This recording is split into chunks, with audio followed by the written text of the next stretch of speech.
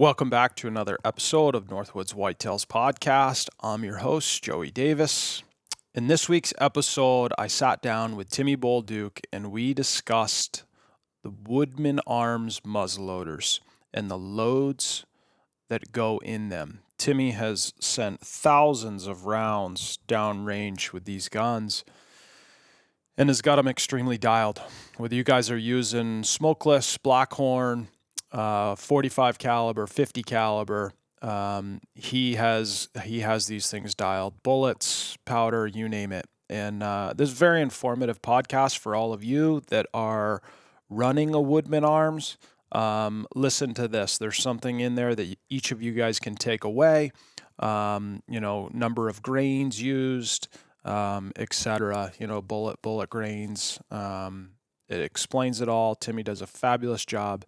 So, without further ado, let's dive right into it.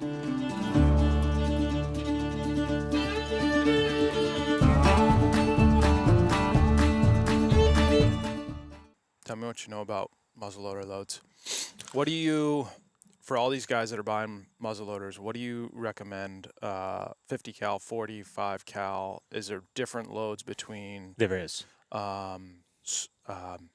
Blackhorn.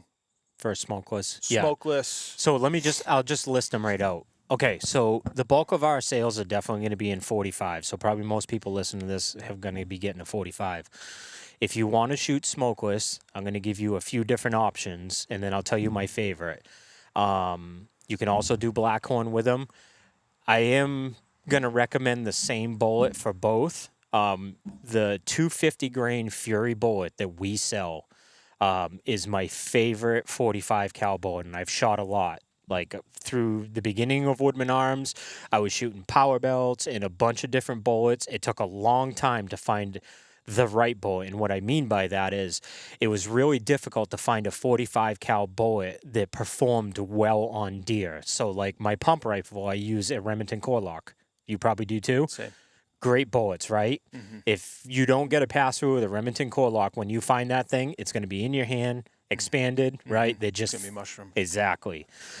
It took a long time to find a 45 cal bullet that would do that. In that 250 grain, that's my favorite thing about that bullet. That is a lead core, but it's a bonded bullet. I've shot bucks with it. People I know have shot bucks with it, and if you don't get a pass through, you're going to dig that thing out and it's going to be expanded. It's going to weigh 25, 30 grains less than when you shot it, but it's going to stay together, and that's why I push that bullet. The other reason I really like that bullet, it's just very accurate. It's an odd thing, like that bullet, when you look at it, it's nothing special to look at, that star tip, but I will tell you, I shot a muzzleloader with Mark Woodman and Steve Ciampa one time. It was a bolt action, and we were trying a bunch of different bullets, and we were shooting bullets with polymer tips. Like, when you held those other bullets, you would swear just looking at it, like this is definitely going to be a more accurate bullet just because it was so aerodynamic and so, it just looked like, yeah, that's good.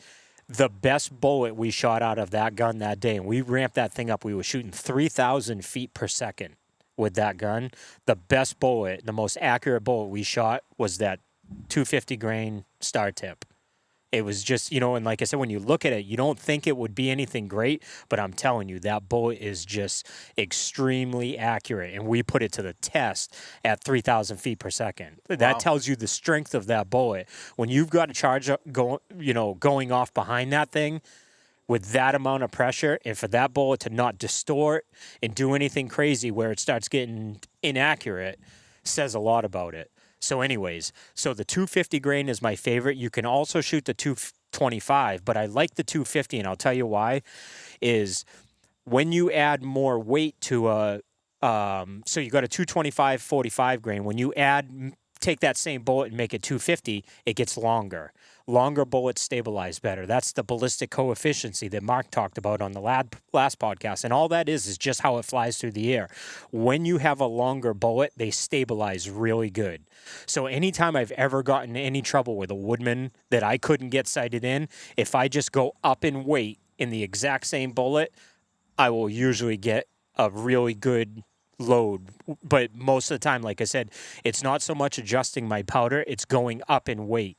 And the reason is the ballistic ballistic coefficient gets better because the bullet's getting longer because you're going up in weight. And when you send that through the air, being long like that, it stabilizes really well. So that's why I like the 250. It's my favorite bullet, hands down. So I recommend it to everybody. You guys make it? Nope, we buy that bullet, and then the crushed rib sabot that it comes with, we buy those separately. So we pretty much buy the bullet, buy the sabots, and we just put them together.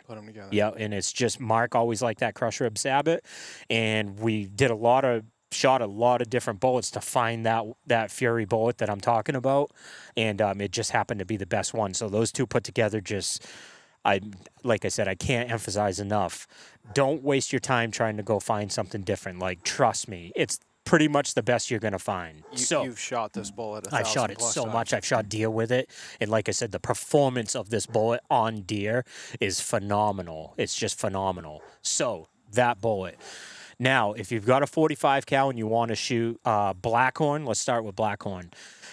I always start, and these numbers that I'm going to give you are going to be 9 out of 10 of our barrels are going to like what I'm talking about, but you're going to get a barrel that might want a little bit different. So the starting load with Blackhorn is 100 grains by volume, not weight. It's by volume. And if you want to weigh it, go to Blackhorn's website. There's a conversion chart.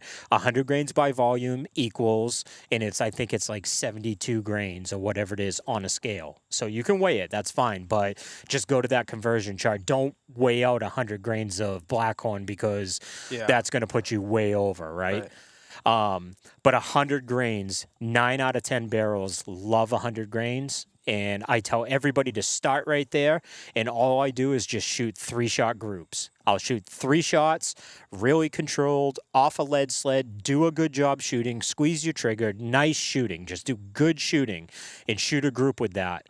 And most of the time, you, like at 50 yards or 70 yards, if you're a good shooter, 9 times out of 10, you're going to be cutting, all 3 of those shots are going to be touching. If they're not, if you've got like a 2-inch group at that range with 100 grains, go to 102. Then shoot another 3-shot group, go to 105. Keep working yourself up through, and all of a sudden one of those 3-shot groups is going to tighten right in, and you're going to be like 3 shots and, all touching. Once you get there, that's the load for your gun. And they're all a little bit different. It doesn't come out so much in Blackhorn, but in smokeless, that's when you'll figure out that like they are... Each one is going to be a smidge different. So that's the Blackhorn load. That goes for a 50 cal. If you got a 50 cal, same thing, same load. Pick your bullet. There's a million good 50 cal bullets. We sell some, but I always tell people, like, we're really not trying to sell you bullets. Like, if you want to buy from us, great. But the good part about a 50 cal is every store you go into has 50 cals, and there's a million good manufacturers of 50 cal bullets out there. So if you want to just pick one, go ahead. If you're getting a 45, the problem is you're going to go to those stores and you're going to see there's no 45 cal bullets. Yep. So that's why we did what we did. It's almost like selling, a Corvette to somebody, but they don't have any gas, right? Yeah. So we're just providing the gas is all we're doing, right? Yep. So... Yep.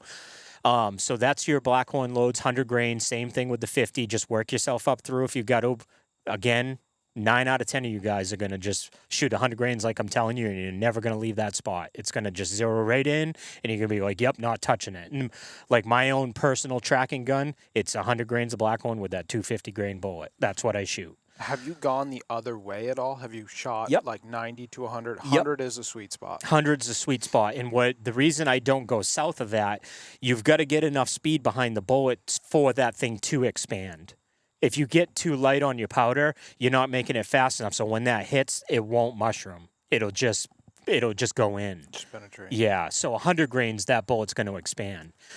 Jace's deer, my son's deer, I lightened that load up. I never found that bullet, but I could tell from the entry and the exit, that bullet never expanded.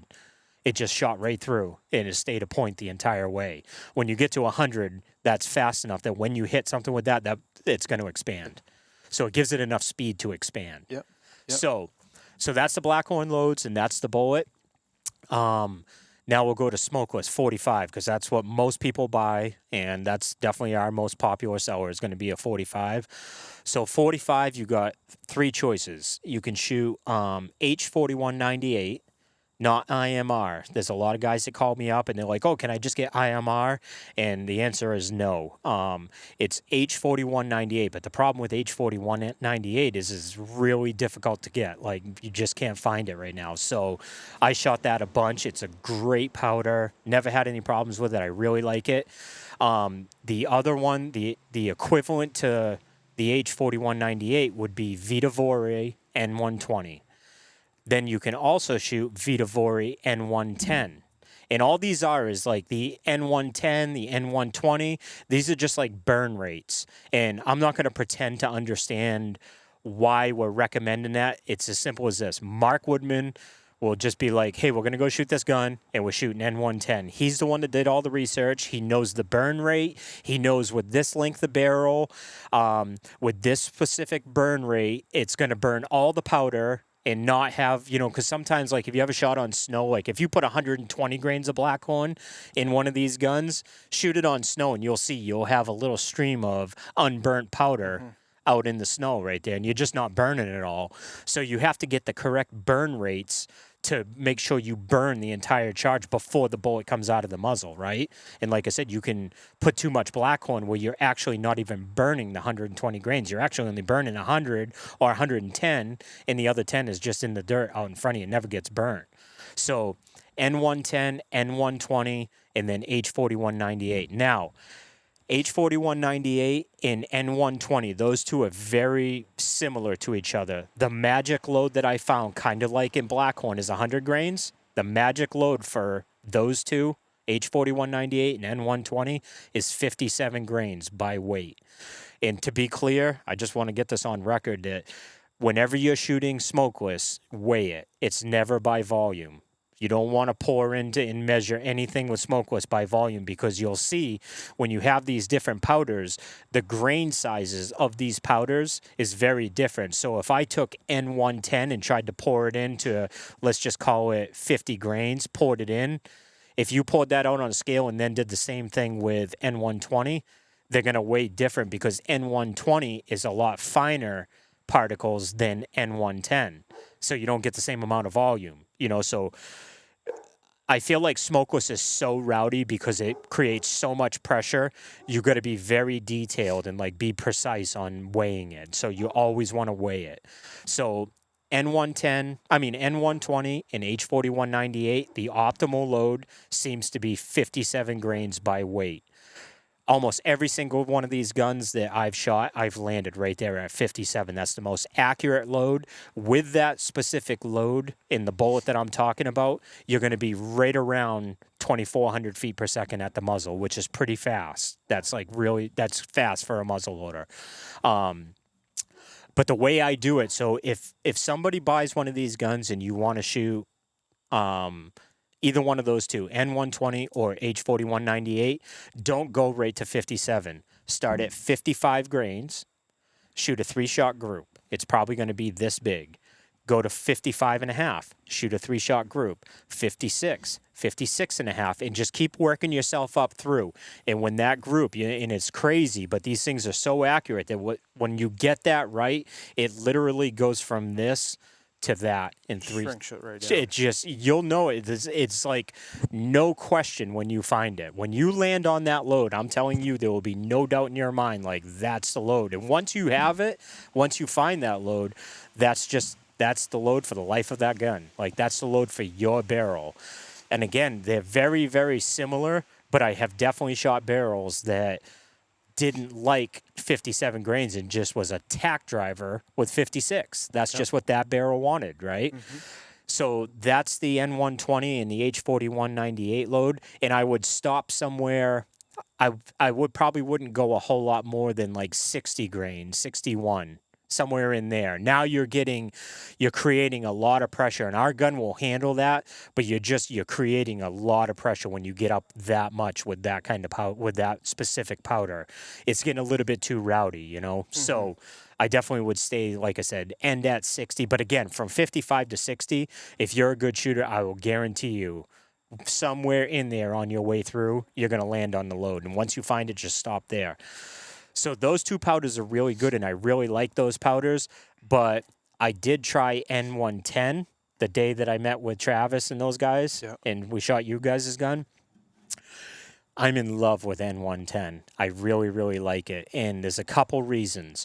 So what I figured out about N120, remember I was just saying how fine that powder is? When Mark went to Huntstock, New York, they had a range down there and they wanted to shoot Woodman Arms at that range. So Mark ended up shooting out of that gun. It was N120 he was shooting, and he shot, I think before the weekend was over, it was like 250 rounds went through that gun. Okay, so he loaded that gun and it got shot 250 times. We got the gun home, and I took it out of the case to put it away, and I broke the action open, and I could feel something wasn't. I was like, man, what the heck's wrong with that? And Mark's like, what? And I was like, feel that. And he did. And he was like, huh. So we just unscrewed the trigger real quick, popped the pin, and pulled the trigger out. And what it was, those powder pellets were so fine that they actually, when you loaded them, they were traveling through the flash hole in the breech plug. They actually were so fine that they were going through that. And on a Woodman, when it comes through the breech plug like that and comes through the pocket where the primer sits, once you stand the gun up, the only place it has to go is down, and it was into the trigger mechanism. So when we pulled that trigger out, there was all these little grains of N120 laying everywhere. Huh. And I was like, that's going to be a problem. Like, you know what I mean? If somebody shoots a lot and you get a bunch of these little fine grains inside that trigger, I was like, that's going to be a problem. So before I keep going, we actually addressed the problem because Mark ended up taking one of those grains and he measured it, and we've since made a breech plug that has a tighter flash hole. Now that powder won't come through. It won't make it through. And I went and tested it this past weekend. I shot on Sunday with Mark, and we tested it, and it shot perfect. No problem at all. So we did tighten up that hole, but the N110, I just poured some of that in my hand, and I looked, and that stuff is a lot bigger grains. So that stuff won't come through your breech plug hole at all. Yep. So, and then the other thing that I learned about N110 was it's a weird deal, and I honestly can't explain why, but when you listen to that stuff go off compared to H4198 or N120, like the report you hear, the bang, is very different. And I don't understand why, but it's definitely different. And even the recoil, like, it's more of a pop? It's like a pop. It's like this real sharp, fast pop. Yep. And then the recoil, like with Blackhorn, with a 250 grain bullet, like 100 grains of Blackhorn, like that gun kicks. Yeah. Dude, that N110, it's wild, but it feels like the recoil's like cut in half. And like I said, you can hear it when it goes off. Like it's just different. I don't know how to describe it, but it's this really fast, quick pop. And then that's it. And the recoil is like very minimal. But anyway, so I'm in love with the N110 right now because it's not going to go through the breech plug. And the stuff, what I like about it is with that specific powder, it's 40 grains seems to be the magic load. So we did them together, the N120 and the N110, and we wanted both to get to 2,400 feet per second at the muzzle. So it was 57 grains of N120, but it's only 40 grains of N110. So it won't go through the breech plug hole, but it's also all you got to use is 40 grains of it. Yeah, so you're using a lot less of it, so your bottle goes a lot longer because it's only 40 grains. But we chronographed it, and it was like 2390 at the muzzle with only 40 grains. And I've shot 2 or 3 since and set them up with N110, and both guns I landed right at 40 grains. So 40 grains just seems to be like that money load for N110 with that 250 grain bullet. So if you handed me one right now, like, Timmy, go sight this gun in, I'm going to probably pour in 40 grains and with that 250 grain bullet, and chances are that thing is going to be a tack driver with that load. What's your optimal distance? What are you sighting that thing in at, 75 yards? So it depends on how you want to do it. So if you're putting a scope on this gun, I'm going to tell you the magic spot to sight it in, to zero it. So let's say you're shooting those smokeless loads 2,400 feet per second with a 24-inch long barrel, which is our standard gun. I've shot those guns at 250 yards. I can get them to group at 250, okay? What we figured out is 150 yards zeroed is the best. And what happens is at at 150 yards, now come back to the gun. At 50 yards, that thing's going to be a bullseye. At 100 yards, you're going to be about 1.5 inches high. At 150, you're back to a bullseye because the bullet comes out, goes above, and then starts dropping, right? So you got the plane of your scope like this, or the plane of the barrel. When the bullet comes out, it actually rises like this right here. That's your 50. And then at 100, that's at the peak. Then at 150, it's right back on. And then what happens is at 200 yards, you only end up having to hold probably, I'd say, depending on your load, but roughly 4 inches high. So anything 200 yards all the way back to me, you can literally hold on brown and you'll get it. But the problem is when you zero at like 100 yards, that 200-yard hold becomes way different. And even like come back to 50 yards, it's not on. You see what I mean? Because that arc isn't right. So 150 yards. And because 150 and 50 are the same, I just usually zeroed at 50 yards. Then I'll go to 150. It'll be right on. Then go shoot it at 100. You're that much high. Yeah. And then 200 yards. Like I said, you only got that much of a hold. So that's perfect. It's like the perfect way. And I like having a gun on at 50 yards because what if it's closed? Like I don't want to have. Most of what we shoot is close. Right? And I don't want to have to think about that. I don't want to have to think like, oh, I got to hold low, I got to hold high, or any of that. Yeah. I just want to put it where I want it. And when you zero it, like I just said, that's what happens right there. It's like the perfect spot is 150 yards. Zeroed at 150, and then again, you're good at 50 yards. Just hold on. You might be that much high at 100. Yep. Right back on, and then you're 200 yard. Like if he's running and you're gonna try it, you could literally just be on him and you're gonna get him. That's perfect. So that's good. Yeah, that's good info. Let me ask you this: the end of it. What are you cleaning these guns with? You want the truth? I don't clean my gun. I haven't cleaned my gun in like 4 years. If you are gonna clean it, Hoppy's number 9 is probably what I would use, and that's like if you're shooting Blackhorn, it definitely gets dirty. I don't clean my gun, but I am going to say this. The reason I don't have any problem and my gun doesn't rust or anything, I have it in a safe, not in my basement. So if you're going to not clean it, you have to store it in a controlled climate, right? Mm-hmm. So you can't have it like a safe in your basement where there's any moisture, anything like that. You can't have any moisture because it will. I've seen a couple barrels pit, and it's because they were left dirty, but then stored in a moist climate, right? So my safe is upstairs, so it's always really dry, and I haven't cleaned my gun in, like I said, 4 years. I haven't had not one swab in that barrel in 4 years, but the reason I get away with it, like I said, is because of that. But if you do want to clean it, I use Hoppy's. Okay. Hoppy's number 9. Okay. Yep, and I just take my breech plug out, send it through, and here's a little trick. If you are going to do it, take your breech plug out, go in your breech end, and send everything out the muzzle. And then come back and go back through. And the reason is if you go the other way, you're going to, in the threads of screwing your breech in, you're going to fill that with a bunch of crud and stuff. So don't do that. Yeah. Just send it out the muzzle, flip your patch, send it out your muzzle again. Perfect. So that's what I do when I do. Sounds good. That's pretty informative. Smokeless, you'll see. Like if you guys are going to shoot smokeless, go ahead and shoot 5 shots and then look up in your barrel. It's going to look like you just bought it. It's like so clean. It is so clean. Yeah. You don't have to do anything.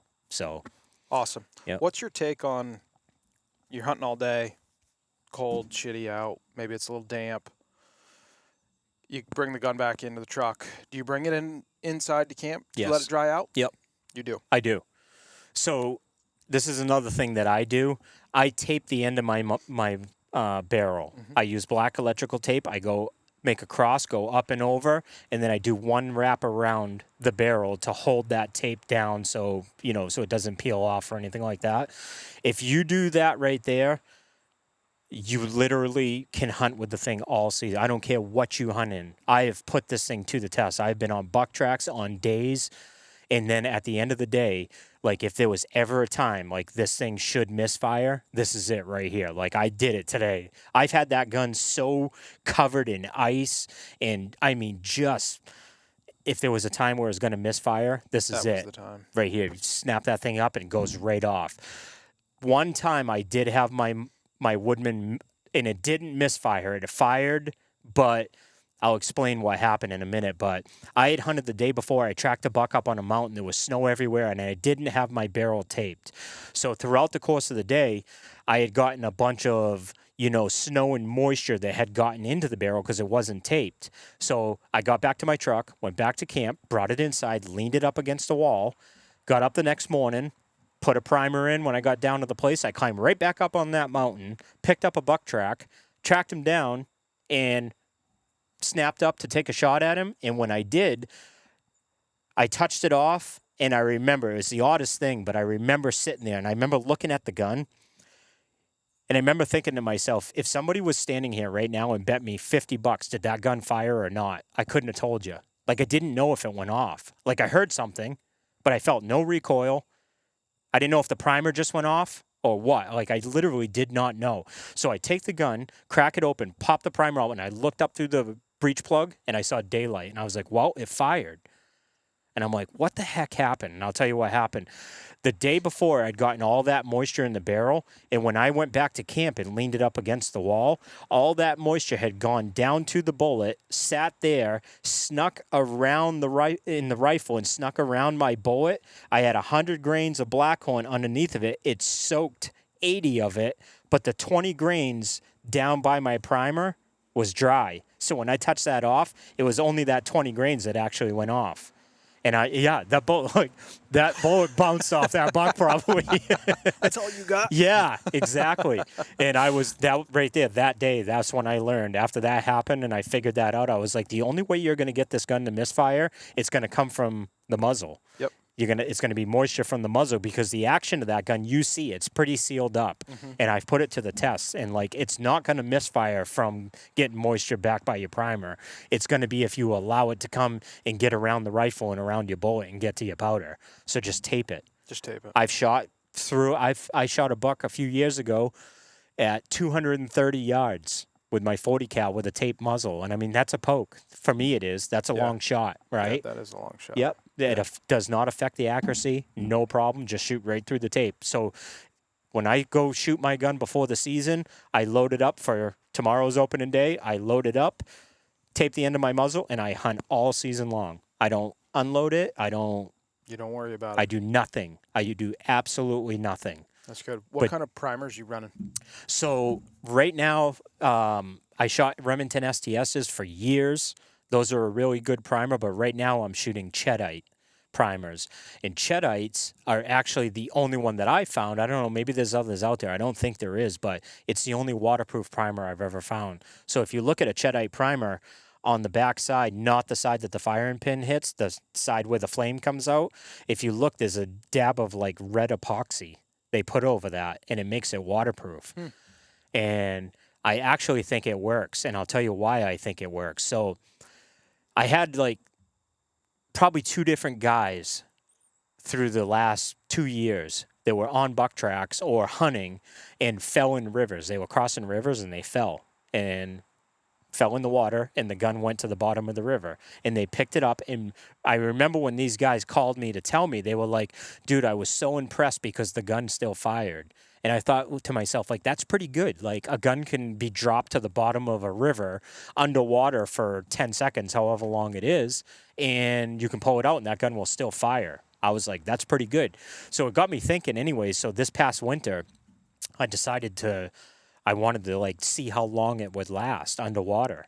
So I got a big, huge, giant Yeti cooler that's big enough to hold the gun, and I filled it up with water, brought it over to the pit, and we set the water out, and I had a blem gun I built at the shop because I knew I was going to be dunking this thing in water. So I just built a junky one, took a bunch of spare parts and just built a junky one. It was a 50 cal. And anyways, we went over there that day, and I loaded it up with blackhorn, 100 grains of blackhorn. I picked one of our 50 grain bullets, just a normal saboted bullet. I did not tape the end of the muzzle, and I was using Cheddite primers. Put it in there, let it sit for 30 seconds, pulled it out, clicked the safety off, boom, fires off. So I'm like, okay, let's try a minute. So we went to a minute. I did a minute and a half, 2 minutes, and I just kept working myself up through. And I ended up at 15 minutes. That gun sat underwater for 15 minutes straight with no tape over the muzzle, just loaded with a primer in it. 15 minutes underwater, and I pulled it out, and it fired, no problem. Wow. And it was in the end of winter, and I was so cold from like doing so many shots, and I was just freezing cold, and I was like, that's it, no more. But we made it 15 minutes, and I would not be a bit surprised if that gun could sit underwater for 20, 25. It might go 30 minutes. I have no idea. But that gun can be submerged underwater for that long and pull it out, and it'll fire right off. But that day I did that, I was using Cheddite primers, and I thought about it after, and I'm like, I'm not so sure that would have worked and made it that long if I was using a normal primer. And I'm going to have to probably test that sometime to see if the primer, because I know you can get a primer wet, right? Yep.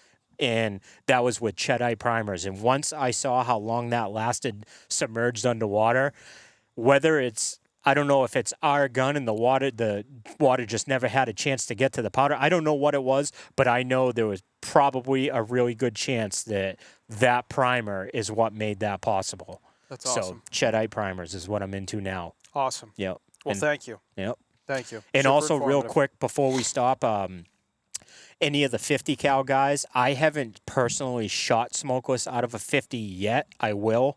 But I talked to Mark just to find out because I knew we were going to be doing this, and it's going to be N130. So there's N110, N120. Those are for your 45s. N130, Mark said, that's going to be a good powder for your 50 cal. Awesome. Yep. Perfect. Thank you. Yep. I appreciate it. Yeah, Timmy. it's no problem at all. No All right. problem.